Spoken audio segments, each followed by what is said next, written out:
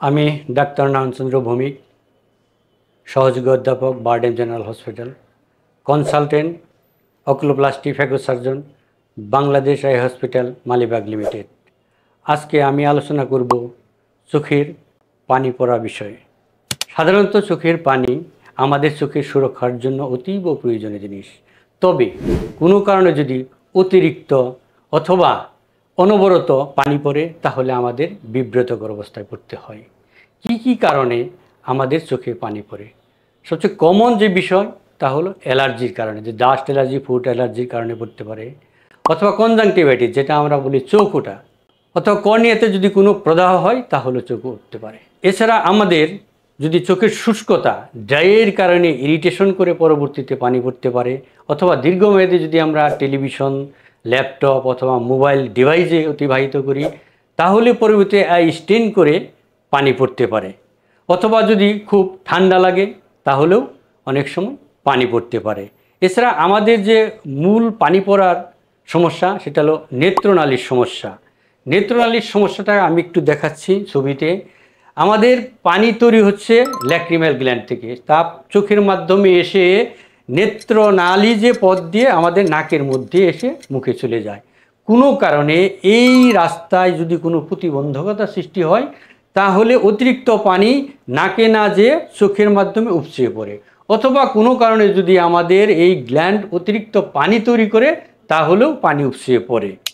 এখন আমাদের এই থেকে কিভাবে আমরা চিকিৎসা নিতে পারি?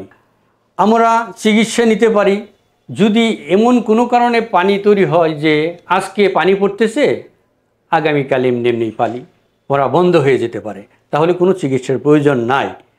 অথবা যদি অ্যালার্জির কারণে হয় তাহলে আমাদের dust allergy, food allergy avoid করতে হবে। আমরা বাইরে সারাদিন কর্মব্যস্ততা থেকে যখন বাসায় ফিরব তখন আমরা কুসুম গরম পানি দিয়ে চোখটাকে একটু পরিষ্কার করে ধুয়ে নিব, তাহলে এই অ্যালার্জি থেকে মুক্ত হয়ে যায়। অথবা আমাদের ডিভাইসের ব্যবহারের টাইমটাকে কমিয়ে নেব। অল ওভার আমরা লাইফস্টাইল মডিফিকেশন করব। এবং নেত্রনালীর বন্ধের কারণে যদি আমাদের এই অসুবিধা হয়, বাচ্চাদের বিশেষ করে অসুবিধা হয়, সেটাকে আমরা বলি কনজেনিটাল নেজোল্যাক্রিমাল ডাক্ট অবস্ট্রাকশন। এদের ক্ষেত্রে শুধুমাত্র এক ধরনের মেসেজ আছে আমাদের নাকের এবং চোখের পাশে স্যাকের উপরে, মেসেজের মাধ্যমেই আমরা এই পানি পড়া বন্ধ করতে পারি। এই 1 বছর বয়সের মধ্যেই দেখা যায় অধিকাংশ বাচ্চারই পানি পড়া বন্ধ হয়ে যায়। যদি না হয় তাহলে পরবর্তীতে আমাদের প্রবিং এক ধরনের টেকনিক আছে, সেই নালীটাকে ওপেন করে দেওয়া হয়। যদি এতেও আমাদের না হয় তাহলে পরবর্তীতে আমরা অপারেশন করি। এবং বড়দের ক্ষেত্রেও এই সমস্যা হতে পারে। তখন যদি নেত্রনালী বন্ধই থাকে তাহলে আমাদের অপারেশন করতে হবে। আমরা যদি অপারেশন না করি তাহলে এই ধরনের সমস্যা হতে পারে, যে সমস্যাটি আমরা ল্যাক্রিমাল অ্যাবসেস হইতে পারে এবং ফিস্টুলা তৈরি হতে পারে এবং সেখান থেকে বড় কিছু হতে পারে। এসব ক্ষেত্রে আমাদের ডাক্তারের পরামর্শ করে অপারেশন প্রসিডিউরিতে চলে যায় বুদ্ধিমানের কাজ। সর্বোপরি আমাদের এই জল পড়ার সঙ্গে যদি আমাদের চোখে ব্যথা থাকে, লাল থাকে, তাহলে ডাক্তারের পরামর্শ নিয়ে সঠিক চিকিৎসা নেওয়া চোখের জন্য উপকার। সকলেই চোখের যত্ন নেবেন এবং সুন্দর পৃথিবীকে দেখে উপভোগ করবেন।